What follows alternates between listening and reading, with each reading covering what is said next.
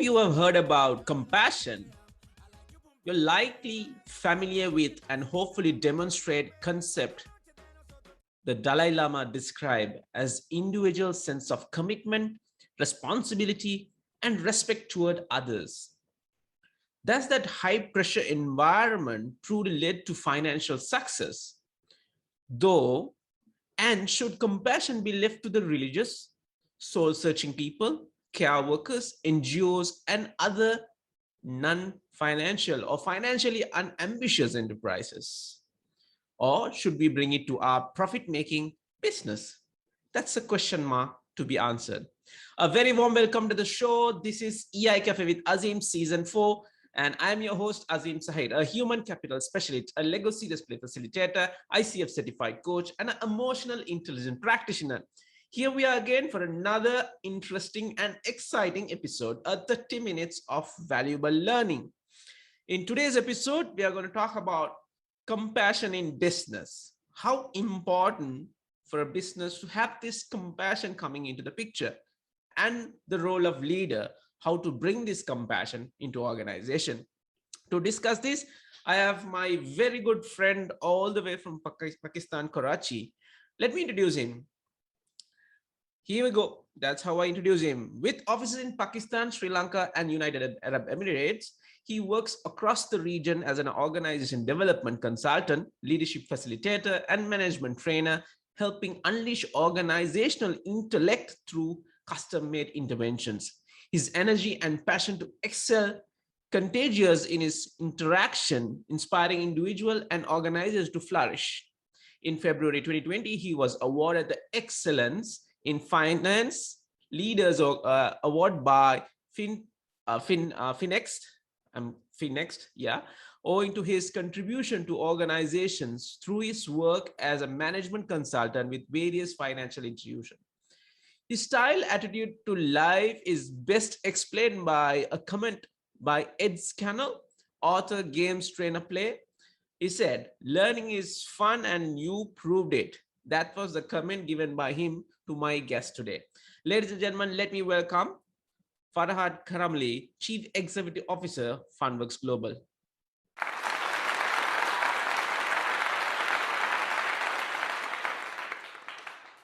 FK, welcome to the cafe. Thank you very much. I love the introduction. And that is why I love when I don't give my own introduction and allow people to discover for themselves. So thank you very much. FK, once again, thank you very much for checking into the cafe today and spending your valuable time with me for another 30 minutes to explore this particular topic. You heard the introduction, you heard the topic. It's an important element, I think, all the organization need to look into. That's why I really picked up. And this is the ideal moment in anybody's lifetime to discuss this compassion in business. To start off, FK, my first question for you is, we know how does compassion works. The question is, why compassion is important in terms of business? What is so relevant to business? Because when you talk about compassion, it's more like, getting into like thinking like a monk. Yeah, so love, caring, etc., etc. So, but how does it can come to business? Let's get started with that question.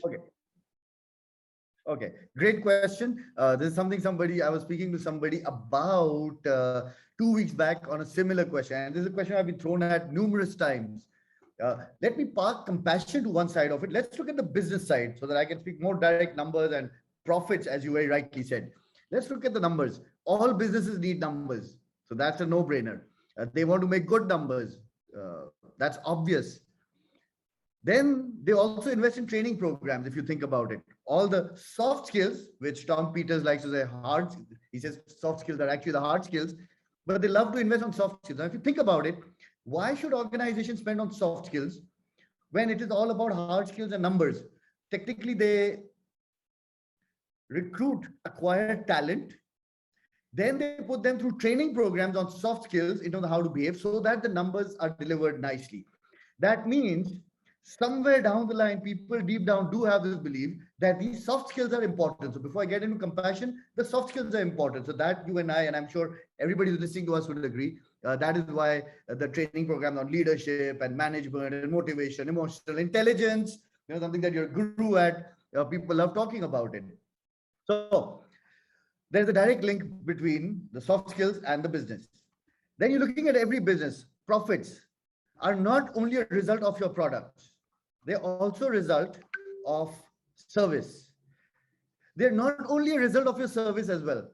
At the end of the day, every customer pays for the trust they have on the business. Would you agree with that, Azim? That's what businesses are paying for. Absolutely, absolutely. This coffee I paid for, it is just like any other coffee. Why would I go with this particular brand? And I'm not going to market anybody right now, but why would I go with this brand? Because I trust this brand is good. When I trust this brand, the authenticity and the credibility of the brand is high. People, businesses are made with people. People like to interact with people. Customers like to interact with people that they could trust and who have an authentic relationship with their organization, with their people. This authenticity is at the core of compassion. So when somebody says, why compassion? Let's look at the other things. You need trust. You need to have all the soft skills. You need to have empathy. You need to have emotional intelligence. If you're looking for all of these things,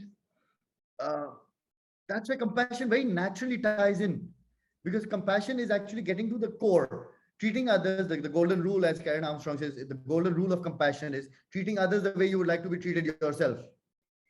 So if I have a customer, I want to treat the customer, I treat myself. If I have a business I'm working with, I want to give that business the best that I can. So technically, all business profits are a result of a very high level of trust between two people, and that trust is enhanced when there is compassion across the board. So this is why compassion. Yeah. So what I am understanding and try to build up in this particular element is this everybody says, when you treat your employees well, employee will treat your customers well. So you're trying to bridge here with compassion, bringing more element of empathy, and the third level of empathy, which is called compassion, to create that awareness, to create that trust, to create that authenticity towards customers. So we increase our numbers by having, is that what you're trying to say? Okay. Yes, because customer engagement, the research says, is a result of employee engagement. That employee engagement is a result of self-engagement. So when you business with compassion, you make it more human. Let's take topics like design thinking. What is design thinking? It's human-centered approach, right? Why call it human-centered approach? I mean, it's amazing. All the fragmented data links us to compassion, yet they are taken in as verticals by themselves. So they're all connected. Right.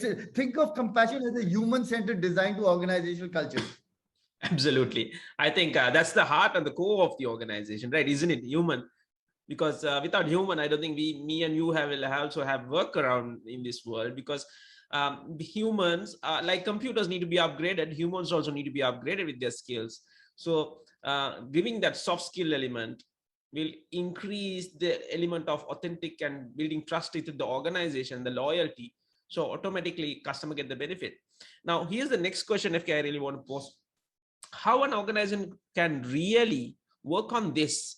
Because we can just, talk about compassion in business. We do take care of people, and we know the benefits. The benefits are, of course, in numbers you will get.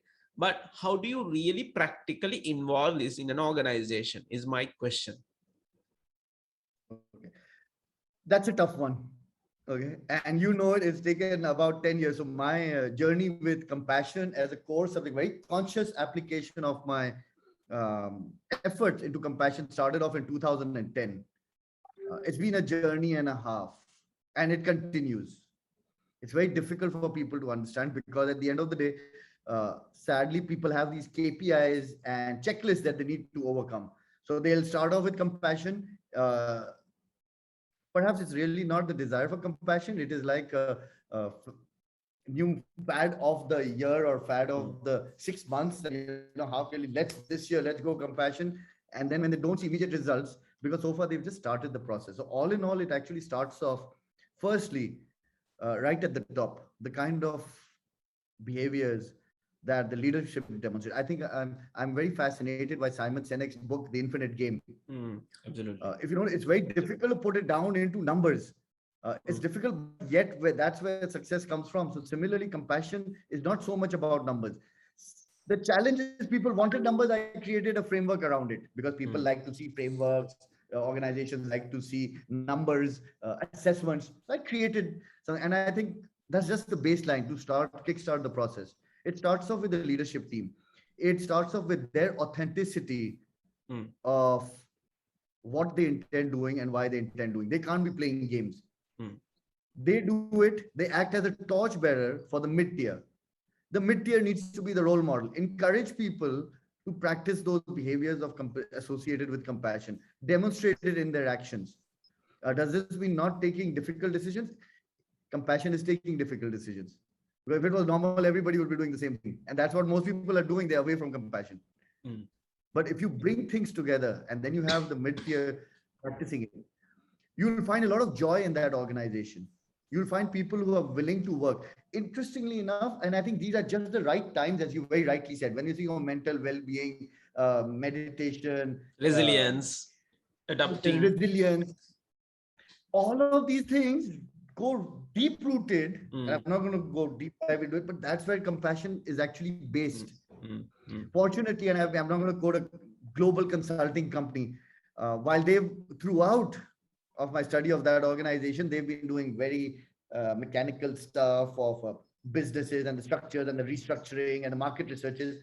You notice most of what leading global consulting companies today are speaking of is the softer side of leadership. Are speaking of well-being, have moved away from employee engagement exercises to employee experience exercises. Absolutely. It's a very natural trend. I think it's just a matter of time now. People will realize it.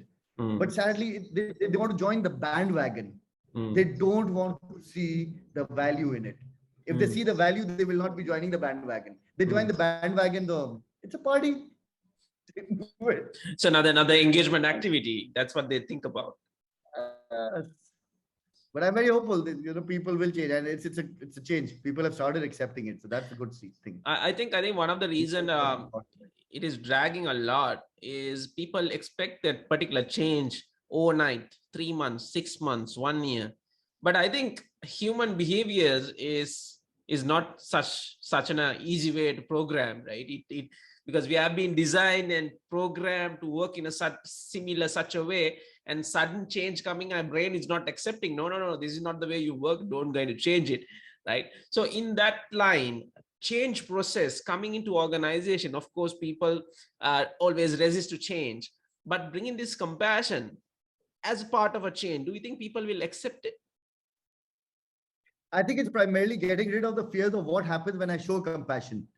People are educated. The books tell them how to behave. That you need to be right. You go through these assessment centers when you need to be a little better than the others. This competitiveness, this desire to be number one, this desire to flaunt oneself and the talent that one has, to be the squeaking to be the squeaking door that gets oiled. All of these desires eventually lead people into behaving that they shouldn't be behaving in. Interestingly enough, compassion is very natural. So when we were born, we were probably very compassionate. And then life starts happening to us. Life starts happening. People start quoting things. They start teaching us that this is not how it's done. We tell you how to behave. Somewhere deep down, the treasure chest of where our compassion resides is filled with dust. And right now, and that is why these things sound so familiar, because the minute you start cleaning it up, you start undusting it, compassion surfaces very naturally. So you really don't need to do anything for compassion. You just need to get rid of the trash which surrounds it. Right. So here's something I really just realized. Hybrid working from home. Now people are talking, we are disconnected, productivity is becoming less, burnout is more because people tend to work, long hours. Does compassion can be worked in this area? I think it definitely can. It definitely, but then this is just one part of it. Treat people like humans. Don't do Zoom whiplashing that people love. I mean, I remember last year, some companies their managers expected the teams to be online at 9:30. So no matter whatever you're doing, you have to be there from 9:30 to 6. You ruin a person's life. You people at that time felt it was better to be at workplace as opposed to Zoom whiplash. Because right now, what's happening? The minute this meeting finishes, okay, so it's 5:30 to 6 with Azim, 5:36 with Azim, then 6 o'clock to 6:15 with this, 6:15 to this. People have become mechanical. They don't realize that even when we were face to face, we used to stand up and go and visit. It's about understanding that. We used to do a lot of live events last year when the lockdown started. But then I think, and it's also realization, as you rightly said, sometimes I think it's just undusting ourselves. We realize, why are we having Zoom meetings at 8, 8:30, 9 o'clock in the night? It's not fair. Look at the number of screen hours people are exposed to. That level of empathy, when you develop, you start demonstration of compassion in bits and pieces. So again, why not for organizations? Yes, stop Zoom whiplashing. Be nice to people. Don't expect them to be available for all the meetings. So that's a good one, right? Because we have seen a lot of videos like he's wearing the top part is like very professional, the bottom part is like really wearing a short and a sarong, etc., etc. So that creates. I'm fully dressed, huh? I'm wearing jeans. So okay, my next question. Why does compassion provide such a boost to employee well-being? Because that is one of the main reason I think compassion, talking compassion in business, right? Provide employee well-being. How does create that such a boost to employees? Let me ask you a question, and perhaps everybody who's let me ask you a question, and this question goes out technically to everybody who is listening. And I would love it if they put down their comments when they're listening to this question. So we'll have a database of answers. Would you rather be yourself, or would you be a fake version of somebody you would like to be? Absolutely, myself. It's a very rhetorical. You want to be yourself. Yeah, absolutely. The question is, who is your real self? Is your real self the one that is programmed over the years with education and work environment and experiences? Or your real self is that little angel that when came was wrapped in a white cloth, purity at its best? So technically, this is my belief. The source is so pure. That's why when you started with the compassion is very close. It's not only about religion. Our source is very clear. So technically, your and my reality is we are free, we are confident, we love to experiment, we are not bound by comfort zones. No child is bound by a comfort zone. We would like to voice what we would like to say. Irrespective of whether people understand or they don't understand, you notice how people, and we as adults try to make sense of it. You realize the empathy that goes in? So the child is being themselves. So if it is about being ourselves, the mental well-being, everything falls into place. We connect to our actual human virtues and values. When you connect to your virtues and values, they all link back to compassion. Again, I said this is a big study, and I've just summarizing challenged it. Right. Yeah. So that's why I picked you for this particular topic, by the way. Oh, thank you very much. You put me in a difficult situation. Sometimes such topics really get me excited, and I don't know what to say and what not to say. But and that is why and I'm trying to I'll give it as much sense as possible. So it's about the mental well-being is actually an outcome of me being satisfied with my value system that I practice. If I'm good with my value system, and now that depends from people to people, I am connected to that inner part. Which is telling me, you know what, I can do it. We both heard of things like empowering beliefs and disempowering beliefs. Personally, I don't like to believe that there is empowering beliefs and disempowering beliefs. There are only beliefs. A belief system will just take you forward. The fear will pull you back. Absolutely. And when that fear pulls you back, you go through stress, you go through anxiety, you don't know what is happening. You try to do meditation, yet you fail. You practice stress management, yet you fail. You know how to manage time, yet you fail, because deep down there is a virus which is conflicting with your values. Fantastic. So now, I do understand. Now you said you want to be your real self or the fake self, right?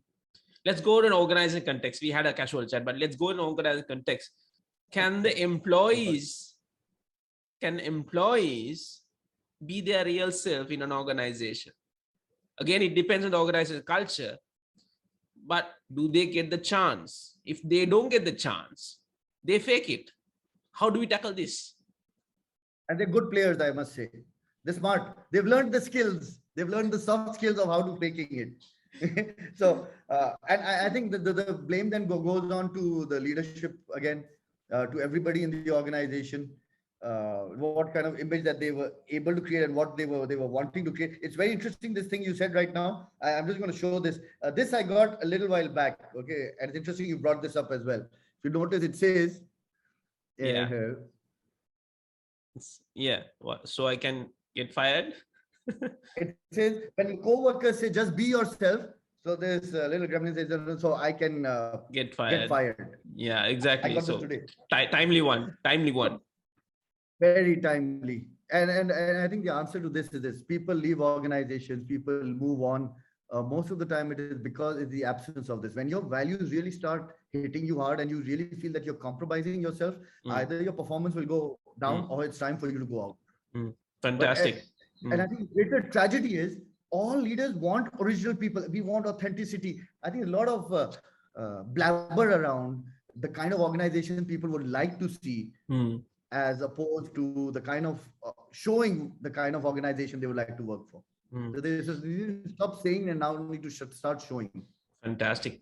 I think you are spot on, and you're leading with the next line of the question, which is about the leadership, right? In this journey of compassion and bringing business compassion into business, you did share about what sort of a role need to play by leader, a couple of things, but exactly what a trade or what should a leader show up, in which way a leader should show up to create that environment, the culture to bring compassion into business? What would be your thought?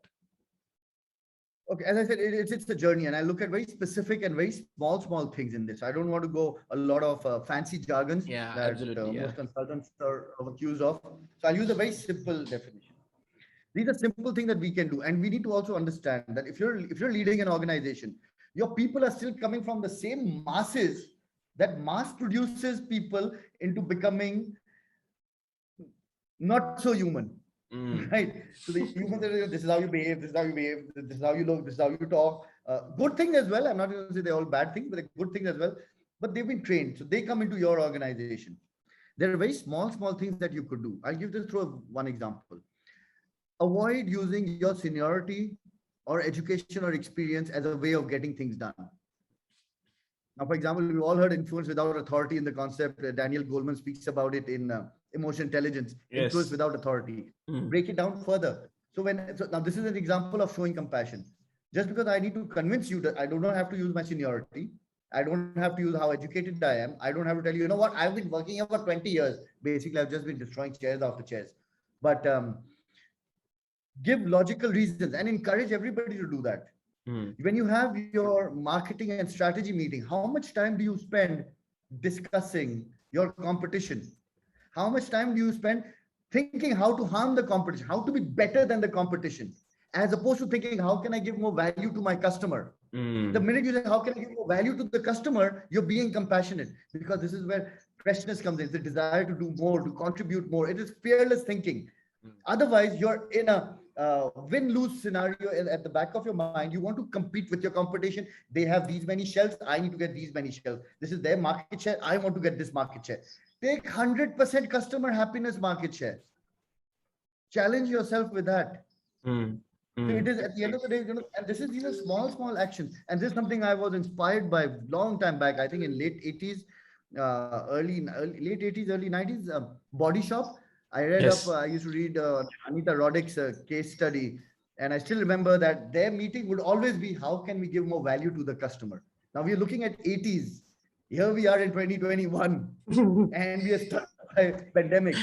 Sadly, we're still talking about it because it is sometimes the fear themselves of the people leading organizations to take such drastic action. You forget about what the customer is doing. How can we give value to the customer? It changes everything. Stop using your seniority and education as a basis for getting things done. Encourage people to learn. Appreciate people for making mistakes. Reward them if you want to. At one time, I remember, in my company, in 2000 and I think 5 or 6, we came up with a campaign for about 6 months. It was pretty cool. We said, if you own up a mistake, you get, at that time, we said 50 rupees. Little did we realize people came up with a different kind of, the smallest thing, I dropped this, 50 rupees. But at the same time, I think it was great because people are really owning up to their mistake. And we encourage, because every time you own up, sometimes all leaders would say, own up to your mistake. But then the reaction that I get is one side. But sometimes, even if I don't, let's say the leader does not give any negative reaction, people have fear for accepting mistakes. How can I be sound? How can I sound wrong? So as Umar says, the little playback unit on our head, the ego does not allow people. That ego needs to be cuddled in and given that comfort. As a leader, this is what the leadership needs to do. Cuddle and take care of that ego. Call it ego, call it self-respect. Save it and get the result. So it's easy to when you let it go, the ego will go, right? Yeah, it goes away. And some people still want to hold on to it. And if they want to hold on to it, you don't need to hold on to them in your organization, other being out and out corporate. Absolutely. I think you made you made a very valid point by adding value to what you do. I think that's one of the key learning I'm going to take out today. Rather you compete, how to put the competitor down. You just create thinking around how to add value to your customers, how add value to the employees will be, I think, a right journey. Most of the leaders, I think, need to really work on. This will, create that environment of compassion. I think, as you said, help them to learn, upskill themselves, groom them. Then I think they will not leave the organization. They'll be, they will stay there with the whole organization and the team.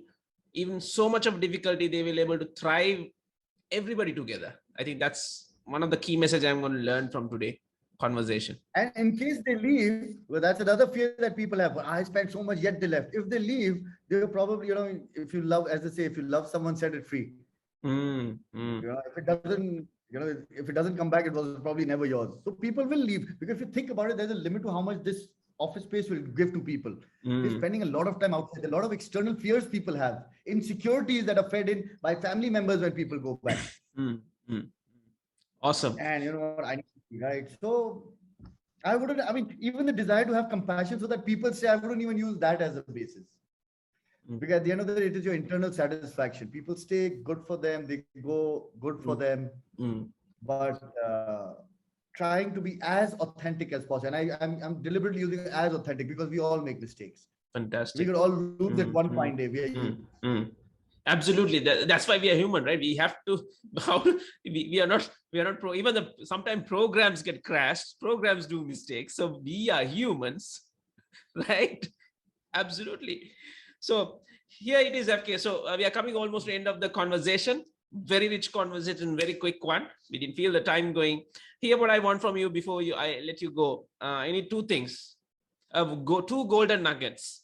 One for leaders, one for employees. What would be a best practice to really practically evolve? Something really small. We start small, then we look at ahead. They can really look into practice themselves to become more compassionate. A baby step? Absolutely. When you go off from work today, thank people for coming to the office. No, don't say thank you for coming to the office, but when you leave the office, say thank you everyone for a nice day. So learn how to thank people. I think that is important, irrespective of the day. Even if you've got a security guard outside who's been standing out there all day, before you get into your car, thank the person. Fantastic. Very, very small thing. It's a good first step. Very thankful as well. Right. In terms of an employee, what do you think? Baby step.